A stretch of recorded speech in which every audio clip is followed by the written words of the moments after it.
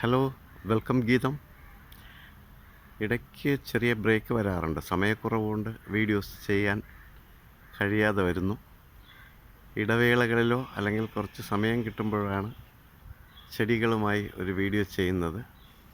അപ്പോൾ ഇന്ന് നമുക്ക് ഒരു ചെറിയ വീഡിയോ ഞാൻ ചെയ്യാൻ ഉദ്ദേശിക്കുന്നു. വെൽക്കം. ഇപ്പോൾ നമ്മൾ ധാരാളം ചെടികൾ എനിക്ക് പല ഭാഗത്തുമായിട്ടുണ്ട്. അതിങ്ങനെ നട്ടുപിടിപ്പിച്ച് ദിവസവും ഇവരുടെ പരിചരണമൊക്കെ ഉണ്ട്. അതിനൊന്നും ഒരു മാറ്റവും വന്നിട്ടില്ല. ബട്ട് സമയം കുറച്ച് കുറവാകുന്ന സമയത്താണ് ഇവയെല്ലാം വീഡിയോ ചെയ്യുന്ന കാര്യം മറന്നു പോകുന്നത്. ഓൾമോസ്റ്റ് എല്ലാ ചെടികളും ആ മഴയും വെയിലും ഒക്കെ ഉള്ളതുകൊണ്ട് നമുക്കൊരു നല്ല ഭംഗിയായി വളർന്നു വരുന്നുണ്ട്.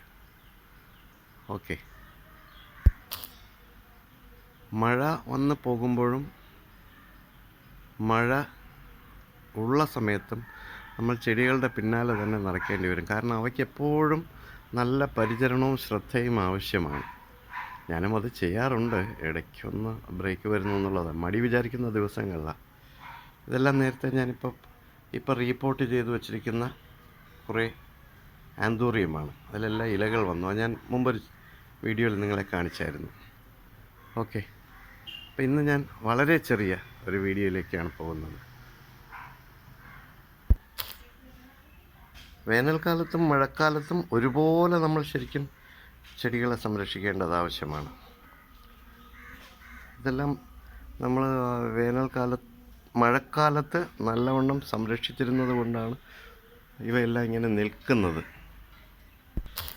ഈ ചെടികളെല്ലാം നമ്മൾ അതിൻ്റെ പിന്നാലെ നടന്ന് ഒരുപാട് സമയവും നല്ല എഫേർട്ടും എടുത്താൽ മാത്രമേ ഇത്രയും ചെടികളെ നമുക്ക് വളർത്തിയെടുക്കാൻ പറ്റുള്ളൂ. എൻ്റെ ചെടികൾക്ക് നല്ല സൗന്ദര്യമുണ്ട്, അല്ലെങ്കിൽ എൻ്റെ ഗാർഡൻ വലുതാണെന്നൊന്നുമല്ല ഞാൻ പറഞ്ഞു വരുന്നത്.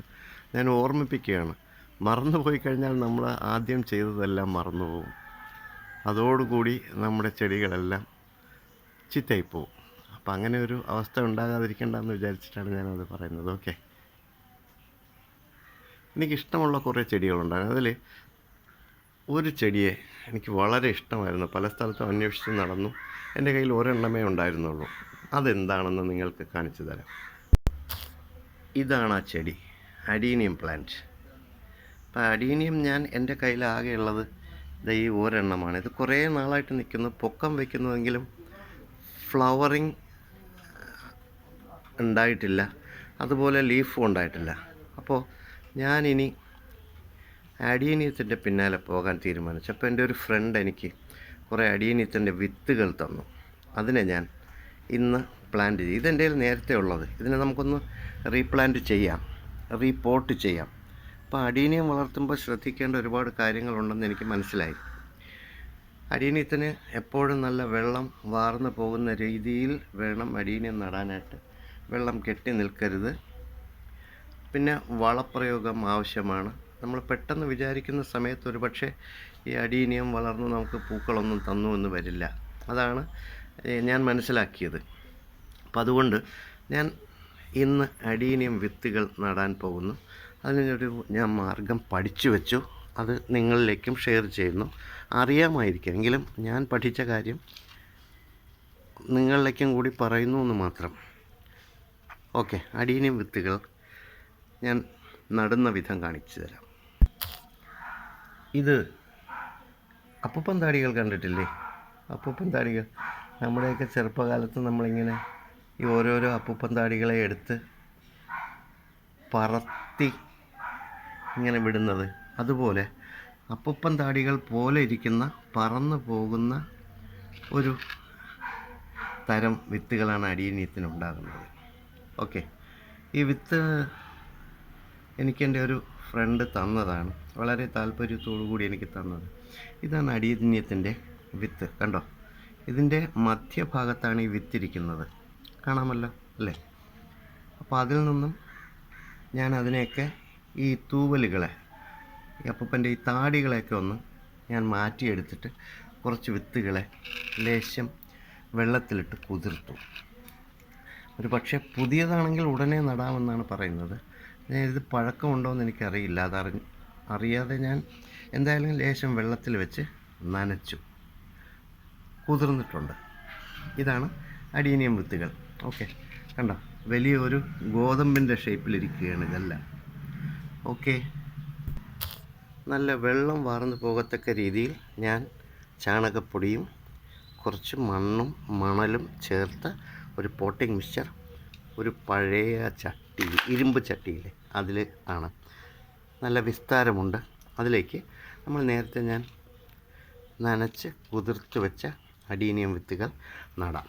ഓക്കെ, അപ്പോൾ ഞാൻ ഇന്നലെ ശേഖരിച്ചു വെച്ചിരുന്ന അഡീനിയം വിത്തുകൾ ലേശം വെള്ളത്തിൽ കുതിർത്തു. ഗോതമ്പ് മണി പോലെ ഉണ്ട്, വലിയ ഗോതമ്പ് മണി. അതിനെ അധികം താഴ്ചയില്ലാതെ നമുക്ക് ഈ ചട്ടിയിലേക്ക് നടാം. ഒരുപാട് കുഴിച്ച് വെക്കണമെന്നില്ല, ചെറുതായിട്ടൊന്ന് കുഴിച്ച് വെച്ചാൽ ഓരോരോ വിത്തുകളും ഞാനിങ്ങനെ നടുകയാണ്. അപ്പോൾ ഇതിൽ കുറേ എണ്ണമുണ്ട്, ലേശം അകൽച്ചയുണ്ടെങ്കിൽ ഇത് വിത്ത് മുളച്ചു വരാനായിട്ട് കുറച്ച് സമയം എന്തായാലും വേണ്ടി വരും. അപ്പോൾ ഓരോരോ വിത്തുകളായിട്ട് ഇതിങ്ങനെ നട്ടു കൊടുക്കുക. ഈ ചട്ടിയിൽ നിന്നും വെള്ളം നല്ലവണ്ണം വാർന്നു പോകണം. ഈ വിത്തുകൾ മുഴുവൻ മുളച്ചു വരാൻ ഏകദേശം 1 മാസത്തോളം സമയമെടുക്കും. അപ്പോൾ അതിൽ നമ്മൾ ഇടയ്ക്കൊന്ന് വെള്ളം തളിച്ചു കൊടുത്താൽ മതി. അപ്പോൾ വിത്തുകൾ ഓരോന്നായിട്ട് അവിടെ ഇവിടെ നടുക. ഇങ്ങനെ നല്ല വാർച്ചയുള്ള വെള്ളം വാർന്നു പോകുന്ന രീതിയിലുള്ള ഒരു ചട്ടിയിൽ ഈ വിത്തുകൾ വെച്ചാണ് ഇതിനെ നടുന്നത്. എൻ്റെ അറിവ് 1 മാസമെങ്കിലും ഈ വിത്തുകൾ ഉണ്ടാകാൻ സമയം വേണ്ടി വരുമെന്നാണ്. ഓക്കെ, അപ്പോൾ ഇങ്ങനെ നിങ്ങളും വിത്തുകൾ കിട്ടിയാൽ ഇവയെ ഒന്നൊന്നായി എടുത്ത് ഇതിൻ്റെ പല ഭാഗങ്ങളിലേക്ക് നടുക.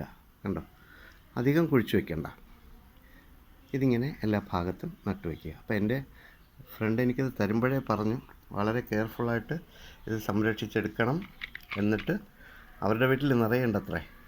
അപ്പോൾ എനിക്കും അങ്ങനെ ഒരു അത്യാഗ്രഹം വന്നു.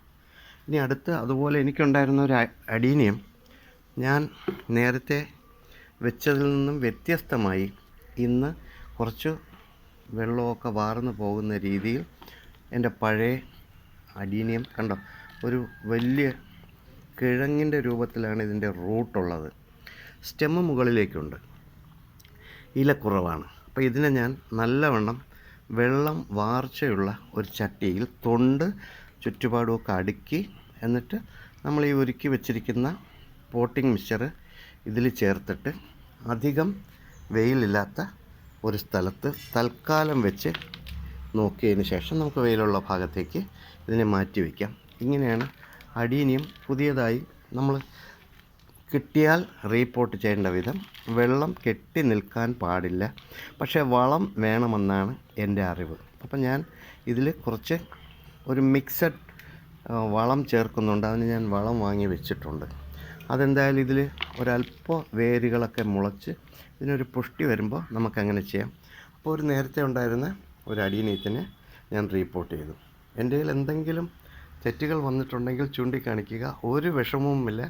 എപ്പോഴും തെറ്റുകൾ കാണുമ്പോൾ നമുക്ക് ചൂണ്ടിക്കാണിച്ചാൽ അത് പഠിക്കാനൊരു അവസരമെടുക്കും, നമ്മുടെ തെറ്റുകൾ ആവർത്തിക്കാതിരിക്കാനും കഴിയും. എന്തായാലും I'm winding up. Thank you very much to watching my channel.